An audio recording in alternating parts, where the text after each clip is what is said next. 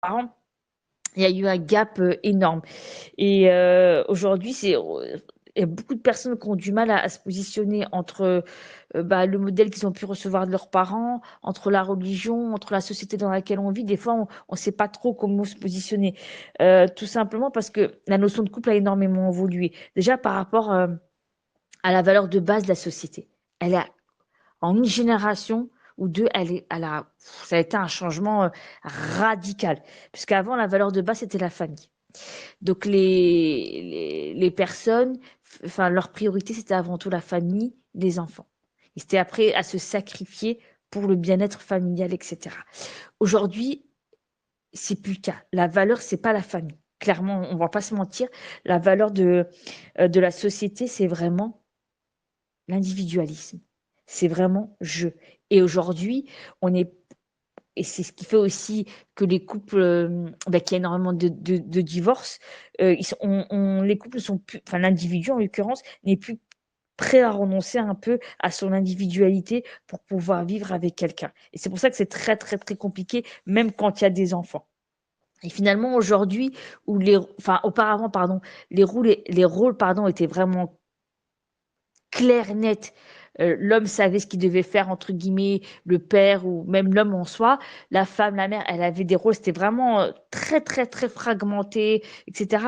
Aujourd'hui, c'est plus ce qu'on attend d'un partenaire de vie. Aujourd'hui, un couple, notre partenaire est censé, c'est un peu comme un objet de désir. Il est censé finalement nous combler sur tous les plans affectif, l'amitié, partage du travail, l'éducation en commun des enfants. Enfin, aujourd'hui, on n'attend plus la même chose que nos parents, etc. Donc, du coup, des fois, c'est aussi un peu difficile à se positionner. Et c'est pour ça que des fois, on a du mal un petit peu à trouver nos places et nos repères. Il faut vraiment que vous puissiez vraiment vous poser, vous, avec vous-même. Je vais vous donner un exercice. Essayez de le noter. Après, pas forcément, pas de le faire maintenant, parce que là, il y a l'intervention, mais vraiment de prendre ne serait-ce que 5-10 minutes après l'intervention ou ce soir, ou bref, un moment où vous êtes seul avec vous-même, il y aura juste Dieu, et de vous poser réellement la question sans vous mentir, s'il vous plaît, à vous-même. Je ne demanderai pas la réponse, elle ne me regarde pas. Pourquoi vous souhaitez vous marier? Vraiment. Parce que cette question, pour moi, elle est fondamentale, elle est cruciale, parce que de l'intention du mariage va dépendre le choix du conjoint. Ça, vraiment, je répète cette phrase-là, l'intention du mariage va dépendre le choix du conjoint. Est-ce que vous allez vous marier parce qu'il y a une pression familiale? Parce que des fois, dans certaines familles, il y a une pression des parents, des frères et sœurs, bah vas-y, marie-toi, dépêche-toi, papa et maman, ils veulent rentrer au pays, etc. C'est une réalité. Est-ce que c'est parce que c'est l'influence des amis? Vous êtes dans un groupe, tous vos amis sont mariés sauf vous, et donc du coup, vous n'avez pas envie de vous retrouver seul, ce qui en soi, bien évidemment, est totalement légitime. C'est pas du tout un reproche de ma part, et d'ailleurs, je reproche rien du tout. Mais voilà, vous questionnez sur ça. Est-ce que parce que c'est un besoin de sécurité?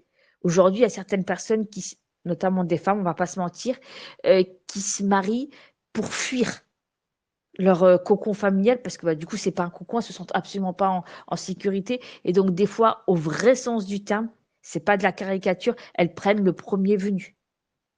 C'est des patientes qui m'ont dit, c'est pas quelqu'un qui me l'a dit ou quelque chose que j'ai entendu sur les réseaux sociaux, c'est une réalité. Donc quand on prend le premier venu, c'est pas forcément le premier choix et le meilleur choix, si je puis me permettre. Des fois, on peut aussi se marier pour se préserver, ce qui est totalement normal, pour la chasteté. Des fois également, c'est pour faire des enfants. Des fois, c'est pour une protection financière, parce qu'on a envie de se faire entretenir. Mais réellement, combien d'entre nous vont se marier ou se sont mariés pour plaire à Dieu? Parce qu'en considérant vraiment le mariage comme un acte d'adoration. Mais évidemment, tout ce que j'ai dit, certains sont très nobles, ce sont des conditions totalement légitimes, mais combien réellement considèrent le mariage comme un acte d'adoration? Donc, moi, je vous conseille cet exercice-là, faites-le. Ça va pas vous prendre 3 heures, c'est pas une dissertation, mais quand vous êtes seul avec vous-même, prenez 5-10 minutes, vraiment, en réfléchissant à votre attention. J'ai pas dit qu'elle était mauvaise, parce que je la connais pas et je vous connais pas, mais juste pour vous faire cet exercice-là, vraiment en toute objectivité, le plus sincère possible. Posez-vous aussi la question sur la maturité de votre décision. Est-ce que c'est vous avez envie de vous marier depuis 3 semaines? Ou est-ce que c'est vraiment une idée passagère? Ou c'est vraiment quelque chose auquel c'est une idée ferme, vous avez vraiment, vraiment envie de vous poser, c'est quelque chose qui vous tient à cœur? Posez juste aussi cette question-là. Hem, un des points que je souhaitais évoquer, moi j'en ai un petit peu brièvement parlé tout à l'heure, c'est de se dire qu'aujourd'hui le mariage, beaucoup plus avant. Mais parce qu'avant le mariage, c'était quand on se mariait, il y avait que la mort qui séparait. Clairement, il y avait très peu de personnes de la génération précédente. Je parlais vraiment là de l'aspect, enfin au niveau culturel, etc. Les mariages, ils tenaient. Bon, après, on va pas disserter de la manière dont ils tenaient, c'est pas le but, mais les mariages tenaient avant. Aujourd'hui, les mariages ne tiennent pas. Euh, et aujourd'hui, c'est un véritable défi, un véritable challenge, parce qu'on est dans une société où tout va très très vite. Et, euh, et c'est un peu, si je peux me permettre de parler comme ça, un peu une société Kleenex. C'est-à-dire que quand il y a quelque chose qui ne va pas, qui ne me convient pas, je commande, j'ai tout de suite un autre modèle, etc. Et des fois, malheureusement, c'est triste à dire, on est dans le cadre du mariage, des fois, on est dans cette configuration-là. On peut consommer le mariage. Des fois, il y a des personnes qui ont à peine 30 ans, qui ont déjà été mariées 3 fois, etc. Ça fait beaucoup. Je je dis pas que le divorce dans certaines situations, c'est une libération et c'est même une nécessité. On a tendance aujourd'hui malheureusement à à se séparer sans réellement, réfléchir à toutes les conséquences que ça a. Et aujourd'hui, le mariage, c'est vraiment un travail à temps plein. Dans le sens où c'est vraiment, ça nécessite vraiment des efforts, peut-être pas H24 parce qu'on est des êtres humains et cetera, mais des vrais efforts. Aujourd'hui, le mariage n'est pas acquis. Clairement, clairement, clairement. Contrairement à la génération précédente. Et ça, du coup, ça change complètement la donne. On va venir du coup au choix du conjoint. Un des points qui me paraît vraiment fondamental, donc comme j'ai dit précédemment, je reviens sur cette question d'intention. Pourquoi vous souhaitez vous marier? Il faut vraiment que vous puissiez, avant de vous marier, de vous connaître un minimum. Je dis pas de faire un travail thérapeutique, c'est pas obligatoire. Pour certaines personnes, c'est nécessaire, mais surtout de vous poser la question qui vous êtes. Déjà posez-vous la question vous, posez la question à votre famille, à des personnes très très proches, à peut-être certains collègues de travail, pour qu'ils puissent aussi vous accompagner dans ce travail-là. Pourquoi je pose la question de qui vous êtes? Parce que en fonction de qui je suis, je vais aussi savoir quelles sont mes qualités et mes défauts. Et surtout, qu'est-ce que je peux accepter chez mon futur mari ou chez ma future épouse? On ne peut pas tout accepter. On va pas se mentir. Il y a des choses que moi je peux accepter que mon voisin ne peut pas accepter. Et ça ne veut pas dire que je suis moins bonne musulmane que l'autre. On a tous nos limites. Donc c'est vraiment ne vous mentez pas à vous-même. Posez-vous la question de ce que je peux, ce que je peux pas accepter. Donc faites cet exercice-là aussi, si je puis me permettre, parce que je pense que ça vous aidera, pardon, dans votre recherche de partenaire de vie. Alors, maintenant, on va parler des critères du choix du conjoint. À un moment donné, on va se faire un portrait de celui ou de celle qui veut partager notre vie. Ce portrait diffère en fonction de plusieurs facteurs, de notre éducation, de notre origine, de notre personnalité, de notre niveau d'études. Enfin, chacun, on n'a pas le même portrait.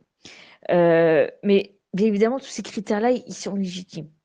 Mais il y a un critère qui est bien évidemment plus important que tous les autres, mais qui est pas le seul. C'est notre religion. Le prophète sallallahu alayhi wa sallam a dit qu'on épouse une femme pour l'une des 4 qualités suivantes: la richesse, la noblesse, la beauté et la piété.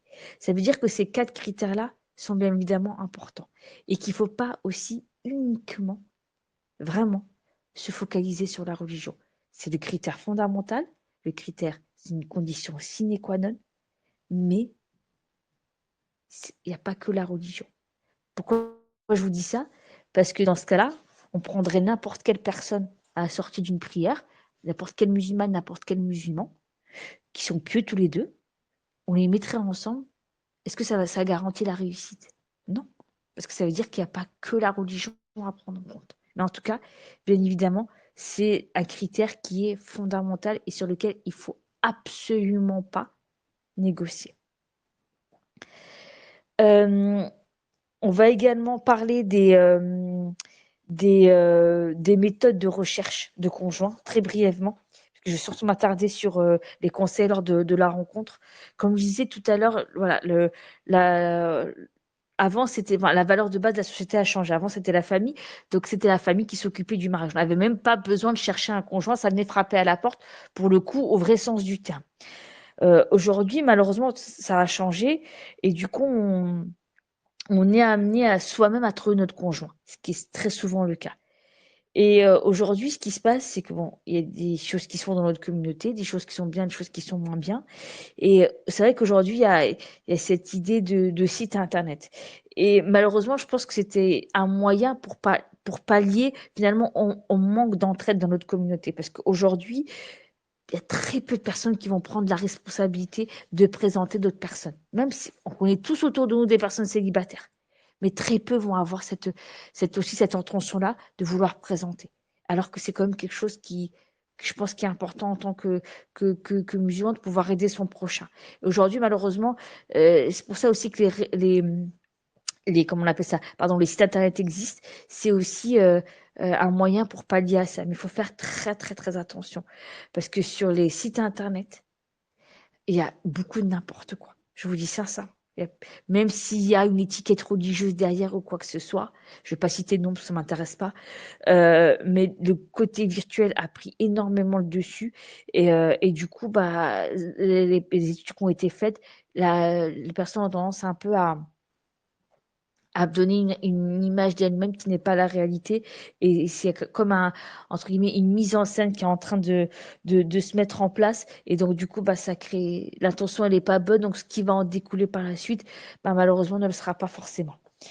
Et aujourd'hui bah les rencontres traditionnelles etc par le bouche à oreille ça se fait je pense hein, de moins en moins parce que malheureusement les personnes n'osent pas présenter. Alors, pour moi, vraiment le point le plus important de mon intervention, en tout cas pour ma part, c'est les conseils lors de la rencontre. Qu'elle soit, enfin, admettons qu'aujourd'hui, vous devez rencontrer quelqu'un. On vous dit, voilà, vous allez rencontrer quelqu'un dans un cadre légiféré, etc. Il y a plein de questionnements. Vous allez dire comment je vais faire, comment je dois me comporter, quel habit je dois mettre, etc. La toute première chose que vous devez faire, et ça qui n'est pas négociable, je vous le dis sincèrement, c'est la prière de consultation. Avant même de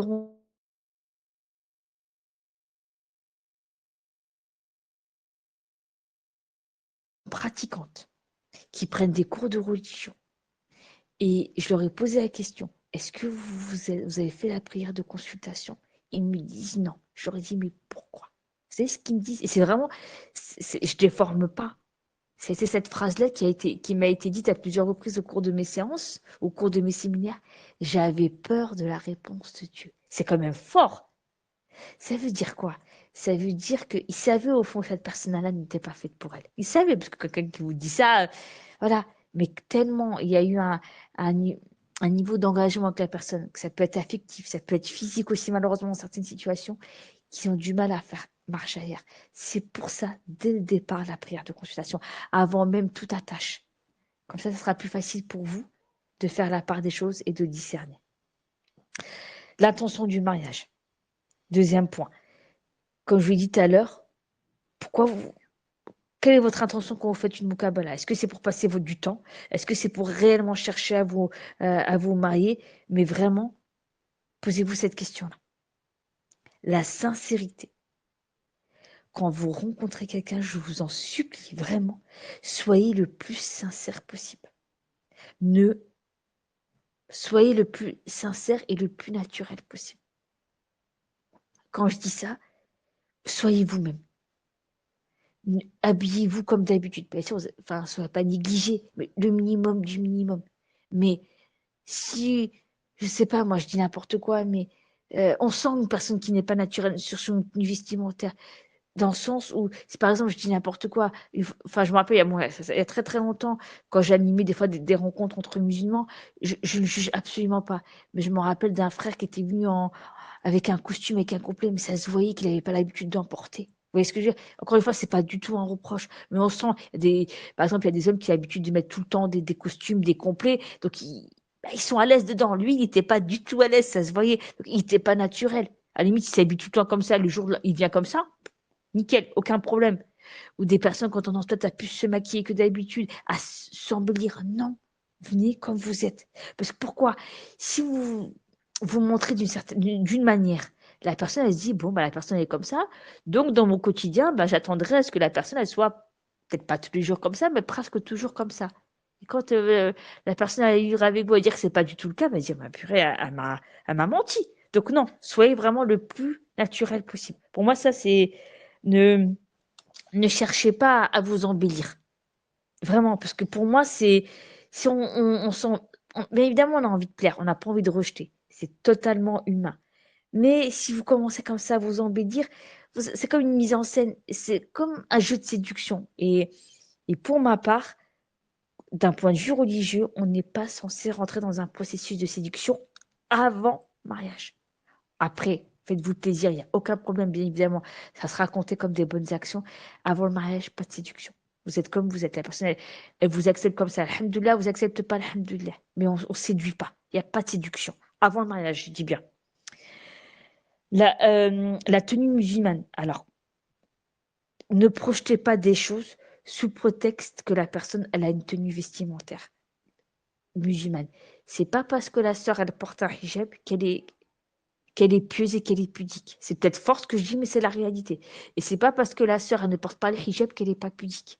Il y a des sœurs qui ne portent pas le hijab qui sont beaucoup plus pudiques qu'une femme qui pourrait porter un niqab. Je vous le dis sincèrement. Parce que la pudeur, elle prend plusieurs formes. C'est pas uniquement le fait de porter des vêtements amples, pardon, et de cacher ses cheveux. C'est beaucoup plus que ça. Donc, c'est pas parce que vous dites, ah, la personne, c'est bon, elle porte un camis, elle doit faire ses prières à l'heure, elle doit bien se comprendre. Non, ça veut rien dire. Ça ne veut absolument rien dire. Ça fait 15 ans que je travaille avec la communauté musulmane, je juge personne. Je suis pas mieux que les autres, mais c'est pas parce que la personne, elle a la tenue. Il y a des femmes qui portent le hijab qui ne prient pas. C'est une réalité. Donc, ce que je veux dire, c'est la tenue vestimentaire, ok, mais n'associez pas des comportements à la tenue vestimentaire. Voilà, pour faire clair. N'idéalisez pas aussi. C'est-à-dire que la personne vous pardon, le mariage, comme je vous dis, c'est pas tout le temps, il y a des hauts, il y a des bas, c'est une réalité et ça, il faut que vous l'acceptiez. Et parce qu'on a été baigné sur Walt Disney, les séries américaines, etc. Mais la réalité, c'est pas ça. Et ça, il faut vraiment que vous vous rendez compte de ça. Et ne basez pas, s'il vous plaît, votre mariage sur des suppositions. Quand je dis ça, ça veut dire quoi? Quand je dis le mariage, c'est un contrat. Qui dit contrat dit condition. Euh, mais vous prenez la personne comment elle est à l'instant T au moment où elle vous parle. Parce que des fois, il y a des personnes qui vous disent, bon, je me marie, j'accepte le mariage à condition que tu portes le hijab. J'accepte le mariage à condition que tu vas faire ça. Non. Qui vous garantit qu'elle va le faire? Il n'y a aucune garantie. Aujourd'hui, le matin, on est croyant, le soir, on peut ne plus l'être. Rien ne nous appartient. Mais ne prenez pas de risques comme ça. S'il y a des critères qui sont fondamentaux pour vous, et bien évidemment c'est important de les avoir, ces critères-là, mais c'est pas une partie de poker.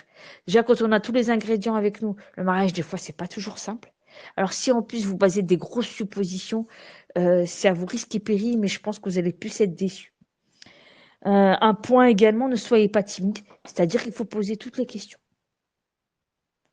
Toutes les questions qui sont importantes pour vous, vous les posez. Des questions sur la polygamie, des choses comme ça. On peut se dire non, non, mais c'est bon, je sais que. Non, non. La personne, vous ne la connaissez pas, vous posez vos questions avec la pudeur et le respect. Mais il n'y a pas de honte à avoir. Vous posez les questions. Comme je disais tout à l'heure, pas seulement la religion. C'est pas parce que. Enfin, je veux dire, on ne se marie pas que parce qu'il y a la religion. il faut aussi une question que je vous conseille de poser quand vous faites, les muqabalah, c'est, poser une question type, c'est, «Décris-moi une journée». Décris-moi un week-end qui est dans ta vie. Qu'est-ce que tu fais de ton temps libre? Pourquoi je vous pose cette question-là? Ça vous aidera de savoir si vous avez un peu la même vision d'islam, la même vision du quotidien, comment la personne elle occupe son temps, si elle arrive à faire ses prières à l'heure ou pas. Des petites choses comme ça. Un dernier point, les sentiments. Alors, comme je disais tout à l'heure, c'est vrai qu'on a une vision un peu du mariage occidental où on se marie. Et moi, quand je pose la question, je me rappelle à mes patients qui sont mariés et que je leur dis pourquoi vous vous êtes mariés. Des fois, ils me regardent des yeux grands ouverts, mais pose une question bête, la psychologue.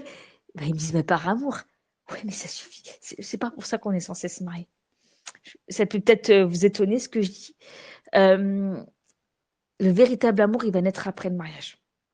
Parce que si on respecte, dans la limite de nos capacités, les préceptes de l'islam, on est censé avoir une distance morale et physique avec la personne avant le mariage. Donc on peut avoir des sentiments qui naissent, on peut avoir le cœur apaisé. Et je pense que c'est important de les avoir, ce sentiment-là de sérénité, c'est important. Mais l'amour, c'est pas le plus important. Pourquoi je vous dis ça? Parce que malheureusement, des fois, j'accompagne des personnes au divorce parce que c'est leur choix et ben, ça marche pas. C'est comme ça, malheureusement, et ces personnes-là s'aiment. Donc, si c'était l'amour qui ferait tenir les couples, les gens qui s'aiment ne divorceraient pas. Donc, faites très, très attention à ça. Il faut que vous ayez le cœur apaisé. Et même Dieu dans le Coran ne parle pas d'amour, il parle de miséricorde, il parle d'affection. C'est-à-dire qu'à un moment donné, l'amour, il y aura des hauts et des bas. Ça vient, ça part, ça s'entretient. Mais c'est comme la foi. Des fois, on est bien, on est connecté, c'est super. Des fois, purée, on dit, waouh, on est complètement, il n'y a plus de wifi là, c'est plus rien là. C'est comme ça aussi les sentiments pour notre partenaire dans un couple. Ça ne va pas être tout le temps super. Et dernier point, un point quand même que, 2 points, et après on s'arrêtera là et puis je serai ouverte à vos questions, Inch'Allah. Le mariage civil, c'est fondamental. Pourquoi je vous dis ça? Je ne vais pas entrer dans un débat théologique, c'est pas mes compétences. Ne faites pas juste un halal. Pourquoi je vous dis ça? Parce qu'il y a des personnes qui font juste un halal et je leur pose la question, pourquoi vous ne faites pas de mariage civil? Certains me disent, hein, mais vraiment, c'est vraiment le texto. Ils me disent, j'attends avant de m'engager. C'est triste, hein, mais ça veut dire que pour beaucoup de personnes, musulmans pratiquants, je ne parle pas des musulmans lambda, sans critiquer encore une fois, je ne me permettrai pas. Le halal, c'est comme une forme de concubinage halal, mais c'est pas un vrai engagement. Donc vraiment, le civil, c'est très important. Si la personne ne veut pas faire de civil, posez-vous la question, vraiment. Et dernier point, et après je m'arrête là, je ne vais pas plus monopoliser la parole, les parents, la bénédiction des parents. Sauf cas particulier, on va pas rentrer là-dedans parce que voilà, mais c'est important aussi que vous ayez la bénédiction de vos parents avant de vous engager. Donc, s'ils peuvent vous accompagner dans tout le processus, ça serait l'idéal, alhamdoulilah. Je sais que des fois, c'est pas toujours facile. Voilà, que des fois, bah, on en parle à nos parents un peu plus tard, qu'on est un peu engagé avec la personne. Mais s'ils peuvent vous accompagner durant tout le processus, ça serait vraiment le top. Et peut-être que pour certains parents, ils ont peut-être pas fait d'études, etc. Peut-être, hein, je sais pas quel âge vous avez, mais ils ont aussi une expérience que vous n'avez pas et qu'on n'a pas, c'est l'expérience de la vie. Et ça, elle n'est pas liée au niveau d'études, mais elle est liée aux épreuves qu'ils ont pu voir. Donc, des fois, ils peuvent déceler des choses que nous, on ne voit pas. Et voilà, c'était juste. Après, c'est pas valable pour toutes les personnes, parce qu'il y a des situations où, voilà, on va pas rentrer dans cette minorité-là, mais c'est important quand même la bénédiction des parents, parce que certains se sont mariés sans l'accord de leurs parents, maintenant en cachette, et après, ça marche pas. Voilà. C'est fini pour moi. Merci, Bakalafik. Y a-t-il des questions? Moi, j'en ai reçu un message privé où il y en a qui veulent prendre la parole. Je vais voir. Sinon, je vais te dire les questions.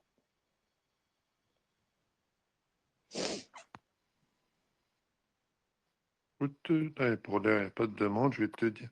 On commence doucement. Moi, j'ai une question où tu veux Ah parole bah vas-y, hein. chronologique. Ah bah Alors, c'est bon. comme tu veux. Pas de Alors, questions allons-y. théologiennes, hein. Par contre, ça, Non, je non, non, réponds pas pas. du tout. Ouais, ouais.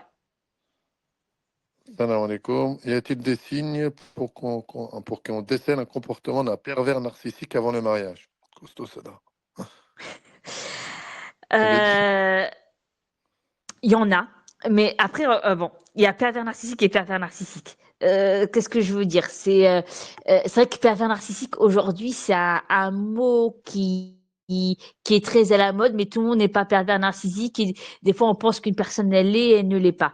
Un pervers narcissique, c'est une personne qui est pas bien avec elle-même et qui va essayer finalement petit à petit de détruire l'autre. Je parle pas d'épuiser l'autre, vraiment de détruire l'autre en l'isolant, en la rabaissant, des fois même malheureusement en la frappant. Euh, un des signes, bon déjà, faites la prière de consultation, comme ça au moins, ça vous permettra de prendre, Dieu, il pourra déjà vous montrer les choses, et en ayant cette distance-là de sécurité physique et émotionnelle, vous arriverez, pardon, déjà à mieux discerner les choses. Parce que quand on aime la personne, on accepte énormément de choses, et c'est comme un brouillard. Donc cette distance-là, déjà, elle vous permet d'être un peu plus objectif sur le choix. Un des signes en général qui arrive des fois même avant le mariage, ça peut être l'isolement. C'est-à-dire que un pervers narcissique, c'est un peu c'est comme une toile d'araignée. Il va pas faire ça des choses du jour au lendemain. Il va tisser sa toile, mais vraiment au vrai sens du terme. Donc ça va se faire de manière très insidieuse, très minutieuse et très perverse du coup, malheureusement. Ça peut être, oh tu sais ton amie là, ah, je l'aime pas trop, t'as vu, elle est pas bien. Oh tes parents, t'es pas censé les voir tout le temps. L'isolement, c'est vraiment un des critères qui arrive souvent chez le pervers narcissique. L'isolement, des fois l'isolement, enfin, ou le contrôle de soi, c'est-à-dire qu'il va vous appeler X fois par jour et il va dire, mais attends, pourquoi tu m'as pas répondu? T'étais où? Vraiment contrôler votre espace de vie. Et du coup, vous étouffez parce que vous avez même plus le temps de réfléchir. Parce qu'il est tout le temps là. Alors que vous n'êtes pas marié, il n'est pas censé être tout le temps là. Et même marié, vous n'êtes pas non plus censé passer H24 de votre temps avec votre partenaire. Mais finalement, vous n'avez plus d'espace pour réfléchir. Et donc, du coup, vous êtes sous son emprise. Donc vraiment, l'isolement, le rabaissement, des fois même, il peut y avoir de la violence physique avant le mariage aussi. Mais pour moi, l'isolement, déjà, la possession de soi, c'est déjà comme des critères qui existent déjà même avant le mariage. Voilà.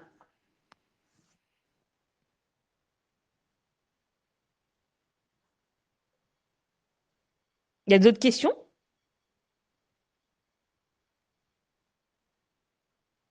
Allô, allô? Tu m'entends? Salam alaikum. Ouais, allez, comme c'est. Voilà la seconde question.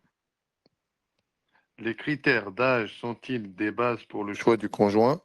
Comment faire évoluer les mentalités sur cela? Alors, ça veut dire quoi, les critères d'âge? Est-ce que c'est euh, une femme qui épouserait un homme plus jeune? Est-ce que c'est dans ce sens-là? Est-ce que c'est possible d'avoir une précision ou pas? J'envoie la personne. Si c'est possible, pour que ça soit un peu plus. Oui, c'est ça, oui. Oui. Après, je pense qu'il faut regarder au-delà de la différence d'âge, c'est la maturité. Après, ça ne veut pas dire que plus la personne elle est âgée, plus elle est mature. Parce que des fois, il y a des personnes qui ont 40 ans qui sont absolument pas matures. Et des fois, vous vous retrouvez avec des personnes de 20, 25 ans qui sont très, très, très posées, très, très matures. Donc, je pense qu'avant tout, si vous rencontrez quelqu'un qui est plus jeune que vous, vraiment, vous posez aussi la question de la maturité. Est-ce que la personne, elle est posée, elle est mature, elle sait ce qu'elle veut dans la vie, ouais, elle a un raisonnement clair et précis. Dans ce cas-là, c'est peut-être comme ça que vous pouvez amener les choses. Mais c'est vrai que dans certaines situations, une grosse différence d'âge, ça peut nuire au couple. Au-delà de la maturité, c'est une question de conception des choses.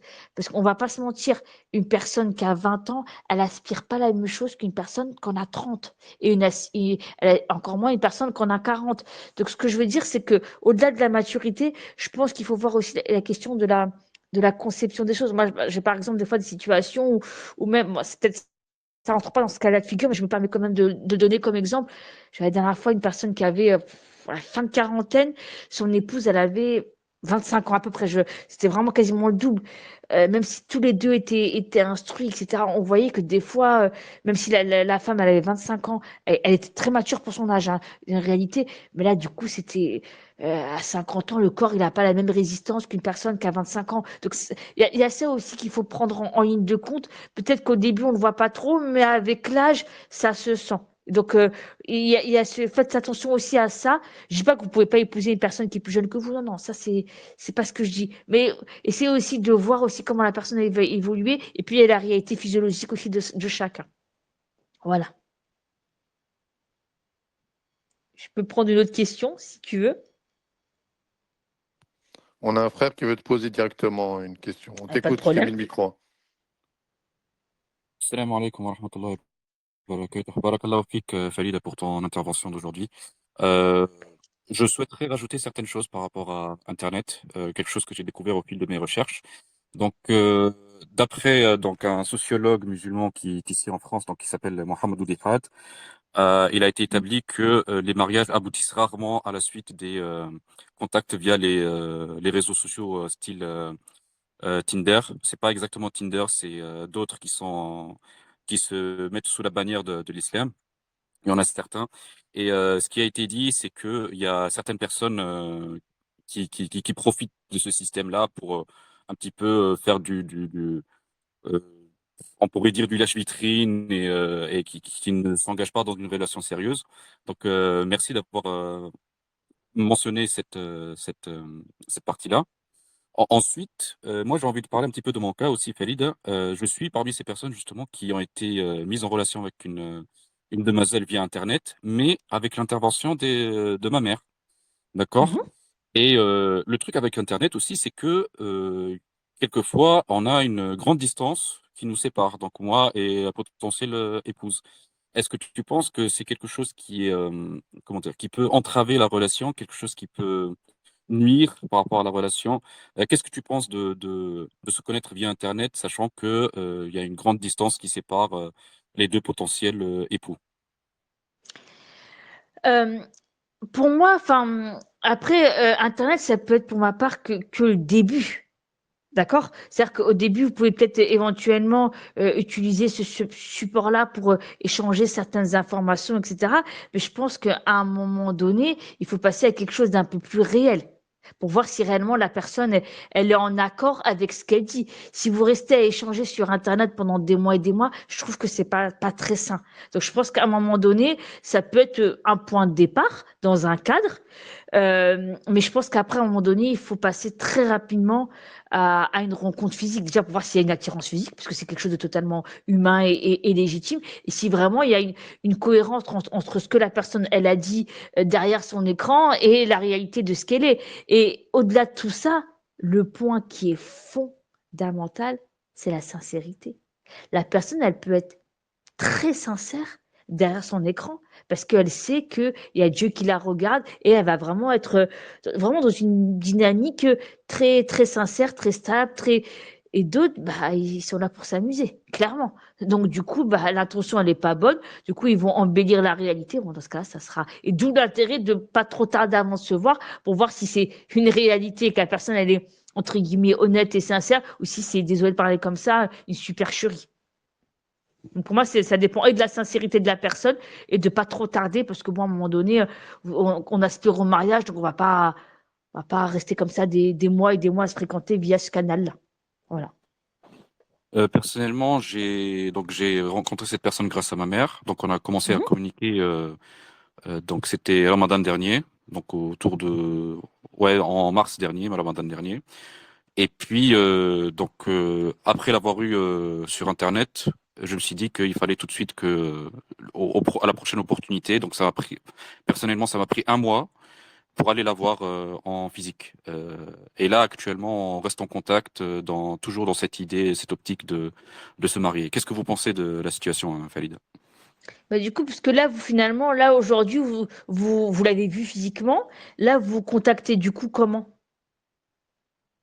Par Là, téléphone?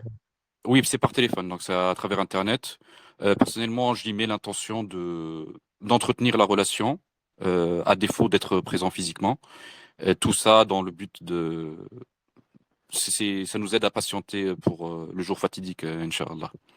Mais vous dites, vous passez par téléphone via Internet, c'est-à-dire que la personne, elle est pas.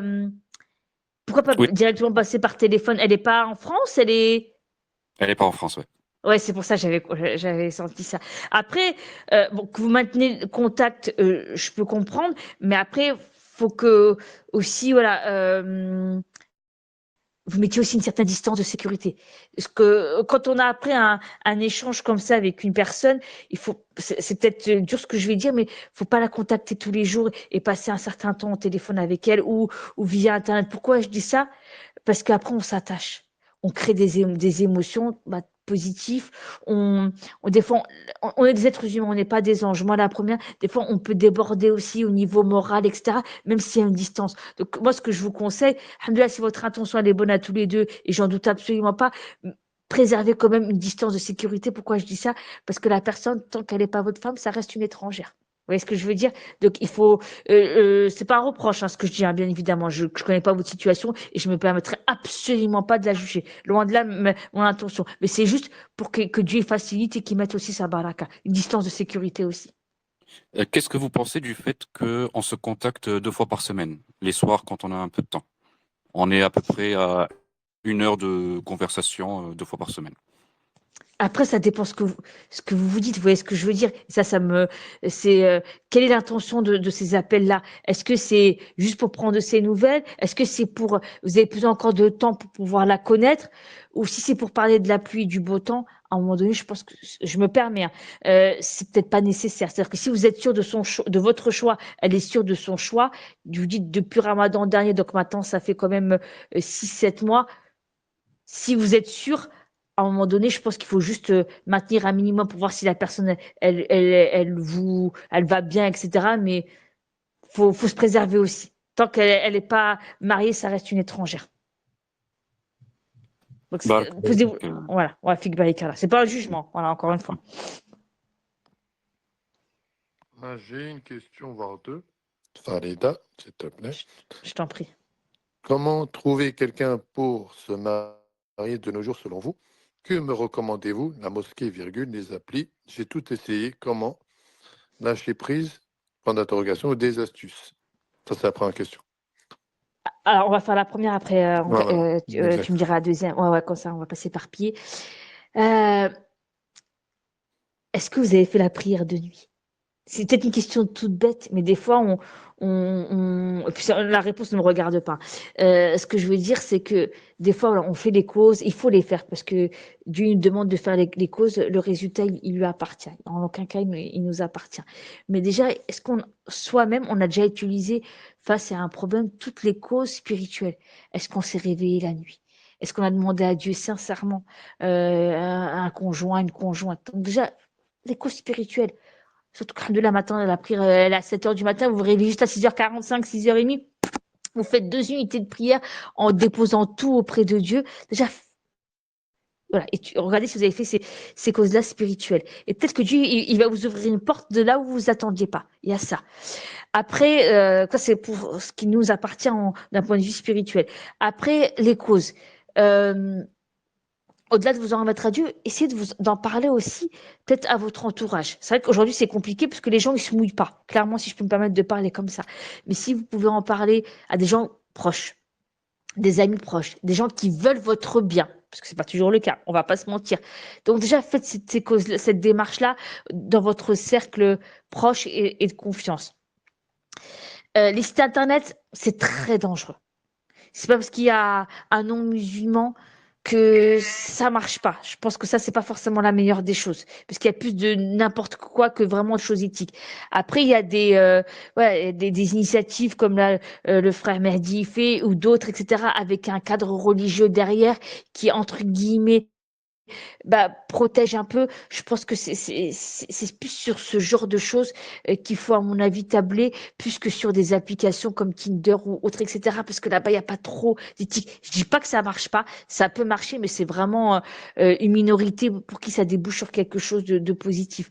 Les mosquées, je sais qu'il y a quelques mosquées, enfin là, j'ai pas forcément en tête, qui font ces initiatives-là. Pourquoi pas frapper à cette porte-là? Voilà. Mais les applis, etc., je pense qu'il y aura plus, à mon avis, pour moi, de mal que de bien. Donc voilà, je pense vous en remettre à Dieu d'abord, votre entourage proche et de confiance qui peut être un appui. Après, voir voilà les structures musulmanes avec un cadre qui peuvent aussi vous accompagner là-dedans. Mais les sites internet avec un nom musulman ou des c'est pas. Il faut vraiment qu'il y ait un cadre qui vous protège, vous, en tant que femme, et qui protège. Enfin, je ne sais pas si vous êtes une femme d'ailleurs, pardon, ou un homme. Comme ça, au moins, ça offre un minimum. Après, c'est Dieu qui offre la sécurité totale. Mais déjà, ça filtre un peu quand il s'agit de se dire, voilà, on va faire une Kabbala, il y a peut-être un imam qui va être là, etc. Déjà, je pense que ça filtre un peu les choses quand même. Tandis que sur Internet, bah, il y a zéro filtre, donc vous allez plus avoir du n'importe quoi que du bon. Voilà.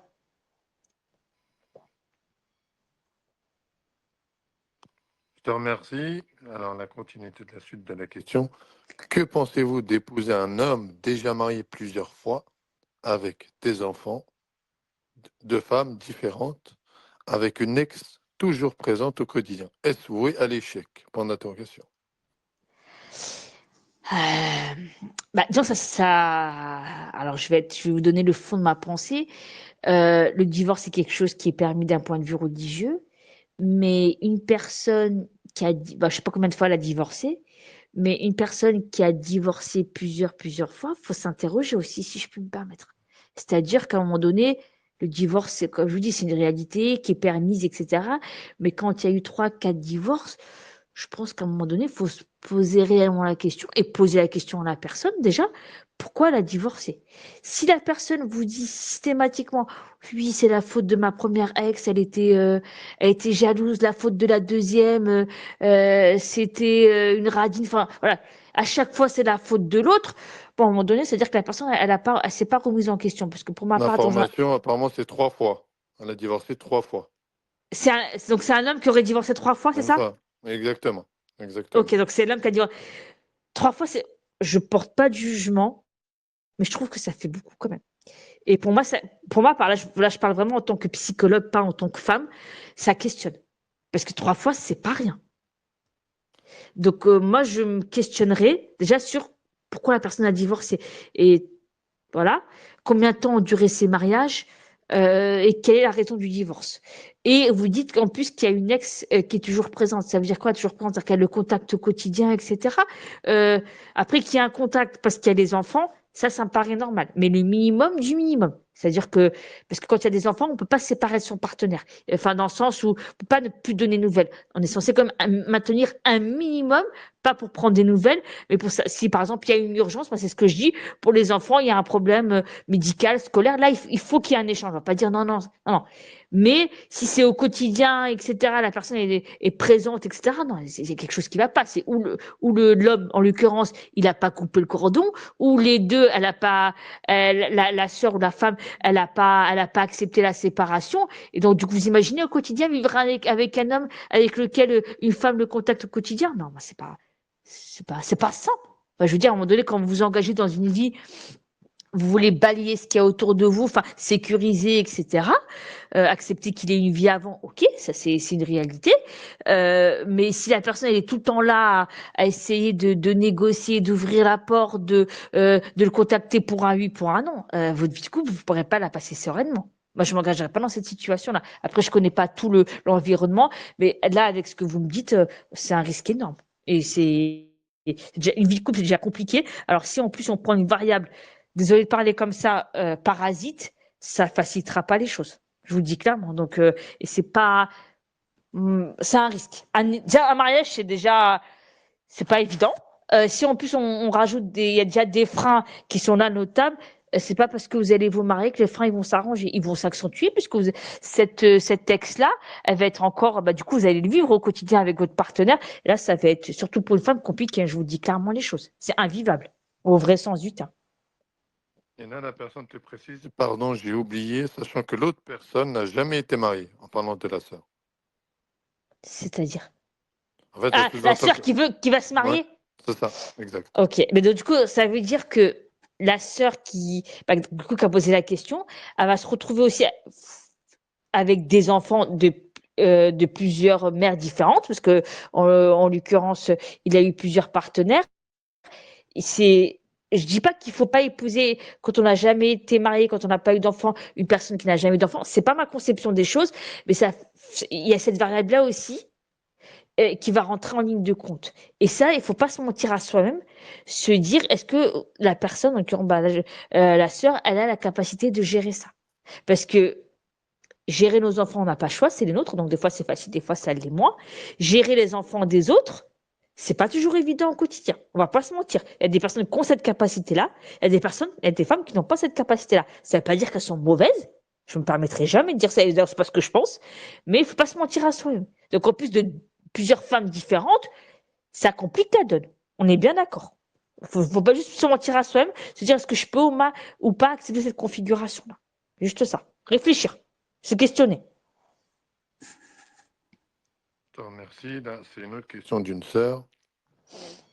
J'ai plus de 40 ans, j'enchaîne les rencontres en vain. Les personnes ne me correspondent pas ou je ne leur corresponds pas. Je commence à me lasser, j'ai envie de tout arrêter. Avez-vous des conseils? J'ai déjà tout essayé, bouche à oreille, association musulmane, site musulman et religieux. Aussi, j'essaie de faire ce qu'il faut. Prière, bonne action. Je ne me plains pas de ma solitude, alhamdoulilah. Je la vis plutôt bien, mais j'aimerais aujourd'hui partager ma vie et surtout tenter d'avoir des enfants à mon âge. Après, vous dites que vous avez fait toutes les causes, que la solitude, vous la vivez bien. Donc déjà, c'est plutôt une bonne chose, parce que pour beaucoup de sœurs, la solitude, elle est compliquée à vivre. Donc, alhamdoulilah, déjà que entre guillemets, vous êtes en paix avec vous-même à ce niveau-là, même si je comprends que vous aspirez à autre chose, et notamment d'avoir des enfants. Je pense que des fois, sincèrement, hein, ça arrive aussi quand on lâche totalement prise. Ce que je vous conseille, alhamdoulilah, continuez de vous en remettre à Dieu, de faire les causes dans la limite de vos capacités. Il ne faut pas que ça soit non plus que vous soyez que focus là-dessus, parce que sinon ça va vous faire plus de mal que de bien. Et ça arrivera, Inch'Allah, au meilleur moment, si Dieu veut que ça arrive. Mais de lâcher prise. Et quand on lâche prise, des fois, c'est à ce moment-là que les choses arrivent. Parce que des fois, on a un projet, on est tellement dedans, on fait toutes les causes inimaginables, etc. Et puis ça arrive pas. Tellement ça génère un tel niveau de stress et d'anxiété. Donc des fois, on se dit, allez hop, bon, moi je fais ce qui m'appartient, je lâche. Et peut-être que Dieu à ce moment-là, il vous montrera la bonne personne. Il vous fera rencontrer la bonne personne. Les causes, vous les avez faites, vous pouvez pas aller au-delà après. Mais déjà, le fait que vous vivez bien votre solitude, c'est déjà une très bonne chose. Déjà, alhamdoulilah. Alors, de la suite, selon vous, quelle est la marge de différence d'âge acceptable? 10 ans pour l'interrogation? Dans quel sens? Est-ce que c'est dans le sens qu'un homme plus âgé qu'une femme? Bonne question. Si on peut avoir une précision pour apporter une réponse un peu plus précise. Oui, Alors, pour être honnête, je pense que tout dépend de la maturité de la personne, du niveau de correspondance, de compatibilité et de l'âge à laquelle vous la rencontrez. C'est-à-dire que si vous avez 20 ans et que vous rencontrez une personne qui a 30 ans, pour ma part, ça va être compliqué. Pourquoi je dis ça? Parce que la maturité, c'est pas du tout la même entre 20 et 30 ans et la conception des choses n'est pas la même. Par contre, si vous avez 35 ans et que vous rencontrez un homme qui a 45 ans, c'est pas pour moi, c'est après, c'est pas une loi mathématique, hein. C'est-à-dire qu'il y a des variables à ce que je dis, hein. C'est pas une équation, c'est comme ça et pas autrement. Mais quand une femme a 35 ans, par exemple, hein, et que le frère, il a 45 ans, pour ma part, ça serait plus facilement compatible parce que les deux personnes, normalement, je dis bien, elles ont atteint j'ai pas une conception des choses similaires, mais ça se rapproche plus, pardon, qu'une personne qui a 20 ans et l'autre qui a 30 ans. Donc, moi, on peut avoir 10 ans de différence d'âge et ça peut poser aucun problème. Ça dépend de l'âge à laquelle vous le rencontrez. alors, Donc, on pour moi, va dire pour une personne de 40 ans. À la précisation, on va dire pour une personne de 40 ans. c'est-à-dire que la sœur a 40 ans, le frère a 50? On entend. Oui, exact, c'est ça, c'est ça. Ça me Oui. pose pas trop. Sincèrement, après, il faut que les deux soient matures, hein, parce que c'est pas toujours le cas, même à 40 ans ou à 50 ans. Mais si les deux sont matures, 40, 50 ans, sincèrement, pour moi, je vois aucun problème. C'est plus voir la question de la conception des choses. Mais 40-50 ans, ça me choque pas. 20-30, je vous cache pas, personnellement, en tant que professionnel, pas que ça me choquerait, mais ça me dérangerait plus. Mais 40-50 ans, pas tant que ça. Tout dépend de la manière de voir les choses et de la maturité surtout, bien évidemment. Voilà. Ah, c'est la question d'un frère. Est-ce qu'un homme doit se marier avec une femme même si elle ne lui plaît pas? Richesse, noblesse, beauté, piété. Point d'interrogation. Alors pourquoi il se marierait? Si la personne, elle ne lui plaît pas, sur aucun des points du hadith, donc c'est quand même la richesse, la noblesse, la beauté, la piété, donc c'est quand même des critères fondamentaux plus ou moins importants, bien évidemment. À quoi ça sert de se marier? Parce que du coup, l'intention, elle n'est pas là, et du coup, il va se rendre malheureux, et il va rendre la personne malheureuse. Si des enfants découlent de cette union, ça sera négatif. Donc ça sera perdant-perdant pour tout le monde. Le mariage, c'est pas une obligation en soi. Parce que des fois, il y a des personnes, malheureusement, enfin, après des personnes qui vivent bien comme ça, mais qui ne se marieront pas. Donc si c'est se marier pour se marier, ça sert à rien du tout. Moi, je vous dis clairement les choses. Si c'est pour se rendre malheureux et rendre l'environnement malheureux, c'est pas la peine. On se marie, enfin, pour que ça nous apporte, entre guillemets, il faut déjà être bien avec soi-même. C'est pas l'autre qui va nous rendre heureux, c'est pas ma conception des choses, mais il faut que ça nous apporte quand même, faut qu'au moins on ait une bonne nia en voulant se marier. Si on n'a pas de nia tout court, j'ai pas dit bonne ou mauvaise, hein, j'ai même pas dit quel est l'intérêt de se marier. C'est pas, c'est pas nécessaire pour moi.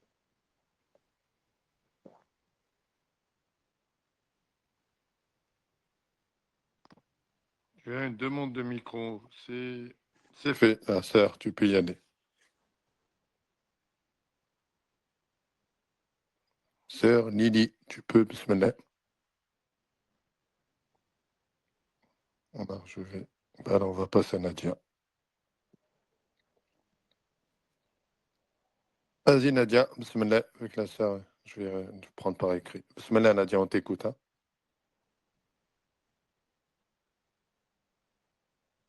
Tu m'entends, Nadia? J'étais en train de parler, le micro était toujours. Ah, bismillah. Désolée. Salam alaikum à tous. Salam Farida, merci pour ce live très intéressant et très riche. Alors moi j'ai une question plutôt d'ordre organisationnel. J'ai besoin de conseils. En fait, j'aimerais savoir qu'est-ce que tu pourrais me conseiller si j'avais quelqu'un dans mon entourage en fait professionnel qui me plaisait, avec tous les critères qui me correspondent, vraiment pieux et compagnie. Sachant que je travaille dans un milieu où c'est un peu éthique, hein, vraiment, c'est en fait dans la finance islamique où tout est un peu cadré, tout est vraiment, enfin comment te dire, tout tourne aussi autour de l'islam. Donc vraiment, les personnes que tu as autour de moi sont pieuses. Si tu vois, il y a quand même un cadre qui est assez strict. Mais comment formuler cette intention ou le fait que la personne puisse te plaire sans en fait déroger aux règles, sans, si tu veux, comment te dire, que ce soit mal interprété, c'est-à-dire que l'intention est bonne. Me dire que ne pas le dire aussi, ça ne sert à rien. Peut-être que je vais passer à côté de quelque chose, voilà, et ça serait dommage. J'ai vraiment besoin de savoir, est-ce que je dois formuler cette intention? Comment le faire? Est-ce que je le formule directement à la personne? Est-ce qu'on doit le faire via des intermédiaires pour que ce soit peut-être moins rentre dedans, sachant que moi, comme la personne, effectivement, sommes célibataires. Moi, j'ai cette intention et j'aimerais bien me remarier après des années là, de célibat, après un divorce avec cette personne et fraîchement divorcée, je crois, depuis 1 an. Mais voilà, pas faire d'esclandre ou pas paraître trop rentre dedans parce que je suis une femme. En fait, si tu veux, c'est ma position. C'est moi la femme et on a toujours l'habitude que ce soit l'homme qui vienne ou qui formule des intentions et de se dire, là, quand ça vient d'une femme, est-ce que ça va pas paraître un petit peu voilà, décalé ou mal interprété? Après, toute une question d'intention et de manière de dire les choses. L'intention, elle est bonne. Donc après, il y a deux possibilités. Ou vous lui formulez clairement les choses de manière, voilà, vous travaillez dans un cadre qui est très éthique, vous pouvez lui poser la question, voilà, ou lui dire clairement les choses. Après, il faut pas non plus après que ça a un impact aussi Sur si le il n'est travail. pas dans. Ouais, faut Mm. pas que ça sur vos relations après et que ça vous impacte vous comme lui ou vous utilisez l'intermédiaire. Ça peut être une possibilité aussi.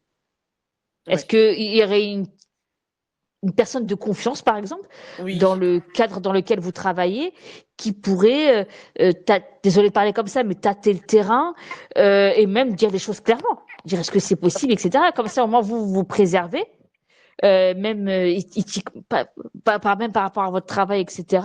Ça peut être aussi une possibilité de commanditer quelqu'un et demander à une personne, si vous avez une personne de ressources, confiance, fiable, qui va rien dire et qui Oui. pourrait lui demander aussi. Ça peut être une possibilité. Ouais. Regardez la solution avec laquelle vous êtes la plus à l'aise. Par contre, traînez pas trop. Parce que Oui, là, c'est le voilà. cadre du travail, vous voyez ce que je veux dire? Mm. Donc, du coup, ça peut être un peu, pas que ça dure des mois et des mois. Là, vous avez cette intention-là, elle vous appartient, il n'y a pas de problème là-dessus, vous avez totalement le droit. Mais par contre, voilà, vous êtes tous les deux, en plus, vous dites que vous êtes divorcés, lui aussi, donc vous êtes déjà passé par quelque chose, donc vous n'avez pas de temps à perdre, vous voyez ce que je veux dire? Vous savez Oui, ce que c'est vous exactement voulez, je ça. C'est pense. bon. Voilà. Donc, D'accord. L'intermédiaire, mais, je ouais. pense que ce serait la Moi, je meilleure pense que solution. Ça me permet pour ma part, ouais, de vous préserver. Oui, c'est vrai. Moi, Parce j'aurais que peut-être pu opter pour ça, sincèrement. Oui, parce que pour après les relations professionnelles, si effectivement ça ne matche pas ou que c'est pas, voilà, c'est pas compatible ou autre, ou qu'ils ne souhaitent pas, voilà, ça me permet à moi de garder ce recul-là et de, voilà, de Exactement, de vous continuer mon préserver. cheminement. Exact, mais tardez pas. Oui, mais en Mais fait, par c'est ça que contre, je me dis que le problème, c'est que moi, je stagne en me disant, bon, c'est pas grave, on verra. Donc, je fais mes prières de consultation, je demande à Dieu. Et je me dis, mais à force de pas faire les causes, je me dis toujours, en fait, je fonctionne ah, toujours comme ça en me disant, oh, ben, s'il veut quelque chose, il viendra lui, ou ben, ça me tombera dessus. Et en fait, je me rends compte qu'en ne faisant rien, on passe à côté de beaucoup de choses. Et c'est ridicule. Je me dis, bon, comme je suis une femme, je me dis, bon, c'est pas à moi de faire ce genre de choses, ou cette position-là ne te permet pas d'aller de l'avant et de toi anticiper les choses. Donc ça me met un peu mal à l'aise et je laisse traîner les choses et je me dis que je passe peut-être à côté de pas mal de choses ou d'opportunités où ça pourrait matcher et je pourrais peut-être voilà, trouver quelqu'un qui me corresponde. Donc là, je me dis, il ne faut pas que je tarde, mais comment le formuler? Là, je me suis dit, est-ce que je le dis directement? Et là, c'est peut-être un risque aussi. Voilà, ouais, comme ouais, tu ouais. disais Non, mais je pense que l'intermédiaire de confiance, ça peut Moi, être. j'aurais fait la prière de consultation, trouver un intermédiaire de confiance, et là, vous allez voir le résultat. Mais la prière enfin, voilà, comme vous dites, il faut agir.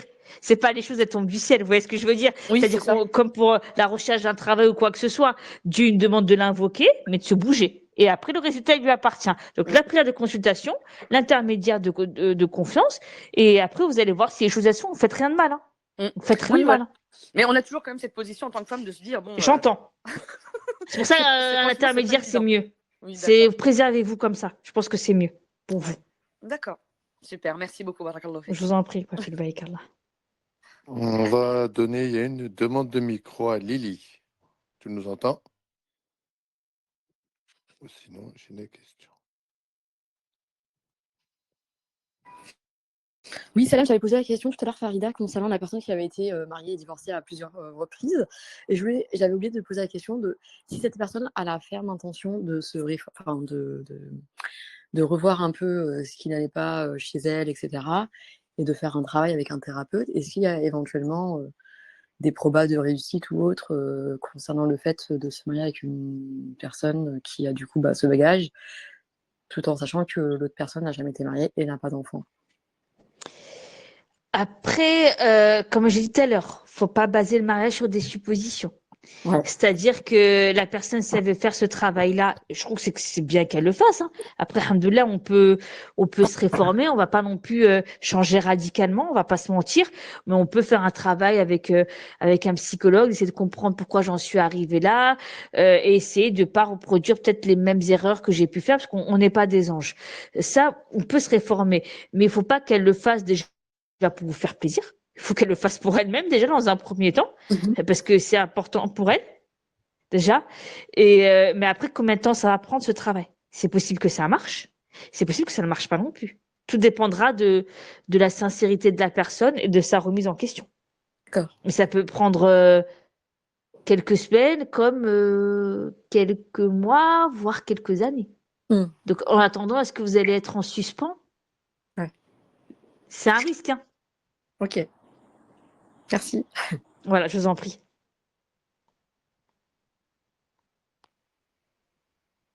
Alors là, j'ai une question de la sœur Sonia, qu'on remercie d'ailleurs. Salam alaikum wa rahmatullah avec toi, mon frère. Je suis en train d'écouter une intervention très pertinente pour voir si je ne suis pas à côté de la plaque par rapport au conseil que je donne à nos frères et sœurs. Le plus grand et fort sebeb est l'invocation, surtout dans la prosternation. Tout à fait.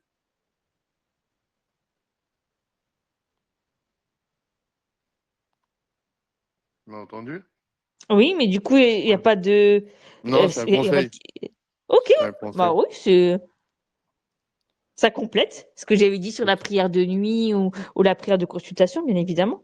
Ça peut être un outil, une arme supplémentaire, un outil supplémentaire pour. Maintenant, celle-là, tu diras que tu connais ça, oui.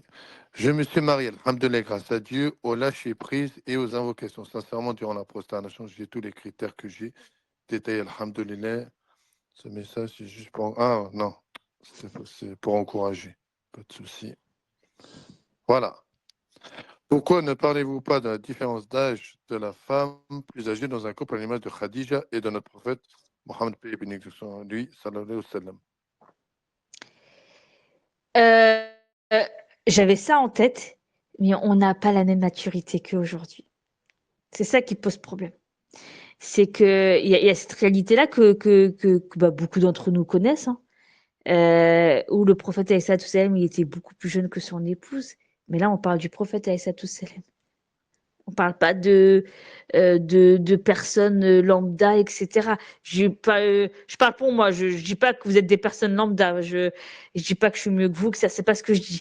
Loin de là. Mais ce que je veux dire, c'est que il y a aussi la maturité. Et aujourd'hui, on va pas se mentir, la maturité, elle arrive beaucoup plus tard que ne serait-ce que la génération précédente. Alors vous imaginez la génération du prophète, alayhi salatu wassalam, il y a un gap énorme. À l'époque, ne serait-ce que, on regarde juste la génération de nos mamans, à 15 ans, elles étaient mariables. Mais parce qu'elles étaient matures aussi, et parce qu'elles ont été formatées pour ça. Aujourd'hui, à 15 ans, si genre on arrive à faire entre guillemets, des pâtes et je caricature, mais à peine on n'est pas dans le même modelage de la société. Et ça, c'est ça. Aujourd'hui, les femmes, elles ne sont pas éduquées à se marier. Clairement. Aujourd'hui, pour enfin, c'est triste ou pas triste, c'est un autre débat. Mais le nombre de personnes qui me disent aujourd'hui, bah moi je sais pas comment on fait pour me marier, je sais pas ce que c'est qu'une vie de couple. Il n'y a pas cette transmission-là de l'information. Avant, les femmes, elles étaient modelées pour ça, elles étaient préparées à ça. Et comme je l'ai dit tout à l'heure au cours de mon intervention, les rôles étaient hyper fragmentés, chacun savait ce qu'il allait faire. Aujourd'hui, les gens, ils se préparent à quoi? À étudier, à faire carrière, avant tout, plus qu'à se marier. Donc la maturité, elle n'est pas au même degré. Donc, comme l'éducation, c'est pas la même, la maturité, elle en a pris un sacré coup aujourd'hui. Donc, c'est pour ça que enfin, cet exemple-là, bien évidemment que je le connais et qui est très pertinent. Mais malheureusement, aujourd'hui, on est loin. On est très, très loin de ce degré-là de maturité, hein. Ne serait-ce qu'en une génération. Alors, vous imaginez 14 siècles en arrière. C'est mon avis, hein. Ça n'engage que moi, bien évidemment. Dans la continuité, mais le prophète est là pour nous montrer l'exemple. Ça dit en continuité. C'est pas faux. Oui, on est censé le suivre, mais On est d'accord. On a une suite sur la question. Pour rebondir sur la question de la sœur, vous la conseillez donc une femme de ne pas faire le premier pas directement si le contexte fait qu'on n'a pas d'intermédiaire de confiance et qu'une personne semble nous correspondre. Que faire, sachant que beaucoup d'hommes n'osent pas faire le premier pas, c'est assez délicat. écoutez, si là pour la sœur, j'avais conseillé un intermédiaire de confiance parce que, alhamdoulilah, pour elle, c'est possible.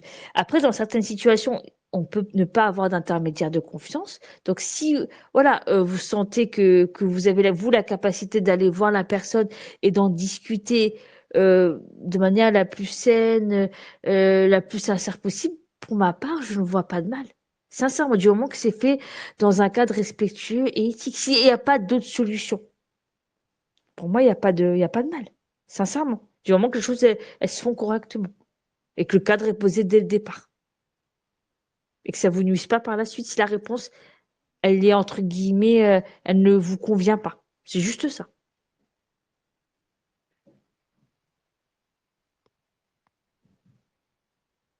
Alors, j'en ai une autre. Ça vient d'un frère.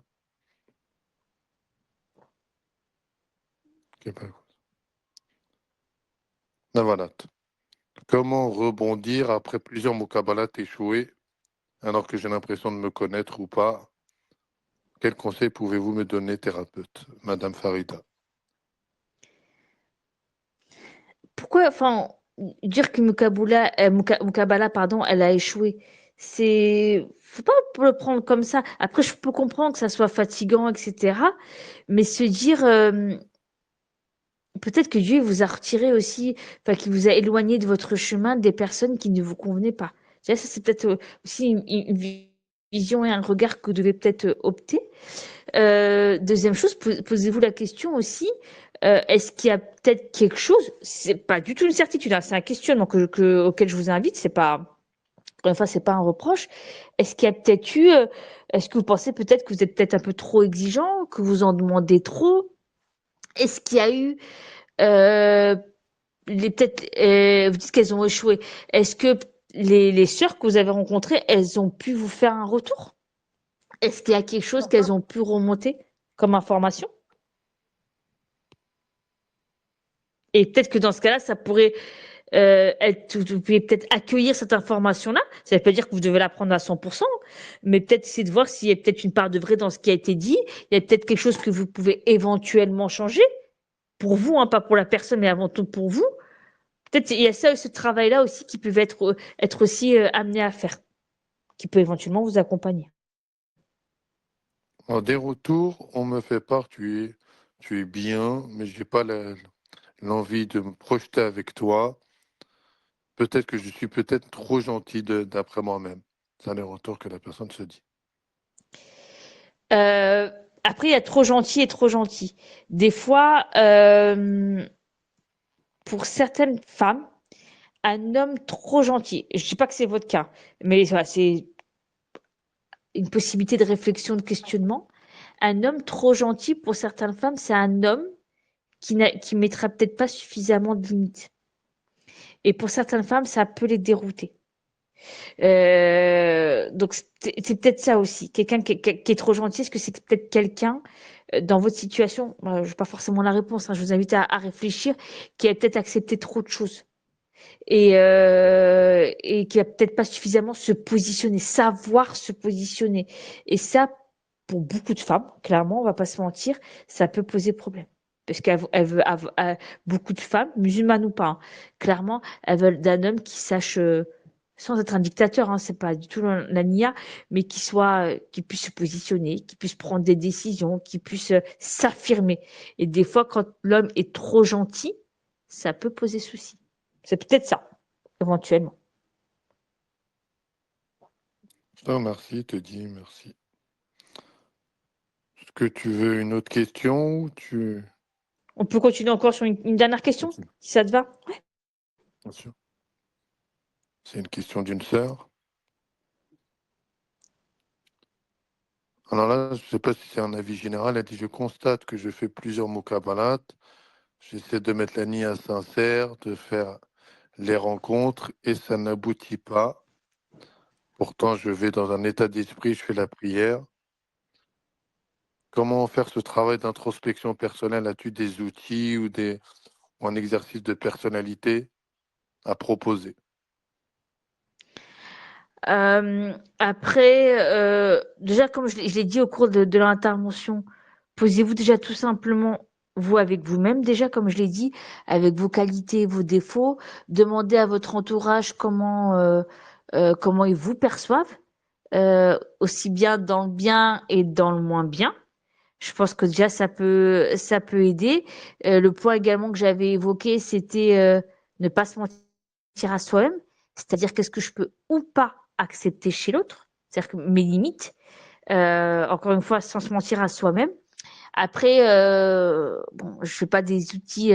Parce que je faisais beaucoup, maintenant j'ai arrêté, mais des séminaires de préparation au mariage, il y avait entre guillemets des outils que j'avais pu construire, alhamdoulilah, mais pas sur des tests de personnalité parce que c'est trop long et que c'est pas le but, que je donnais aux participants qui pouvaient, entre guillemets, être un support pour les aider eux à mieux se connaître et à mieux éventuellement aussi choisir leur partenaire. Mais c'est plus des tests, voilà, que moi j'avais mis en place en fonction de pour un cadre marital, on va dire. Ça, c'est des tests que j'ai construits, que je peux pas donner comme ça, parce qu'il faut qu'il y ait aussi un accompagnement derrière et pour pouvoir le réaliser et pour pouvoir, entre guillemets, comment on appelle ça, l'analyser, entre guillemets. Voilà. Les tests de personnalité, c'est pas forcément, faut pas se marier en faisant des tests de personnalité. Il y en a qui le font de notre communauté, mais bon, après, bon, chacun fait ce qu'il veut, mais c'est peut-être pas forcément une nécessité parce que c'est pas la vie, c'est pas un test, quoi. Il y a des choses qui peuvent être éclairées avec un test, oui, on le fait. Moi, je l'ai fait quand j'ai fait mes études de psycho, même pour rentrer en dernière année. Ça peut être utilisé par certains recruteurs, oui, mais c'est pas non plus une, une nécessité absolue. Voilà.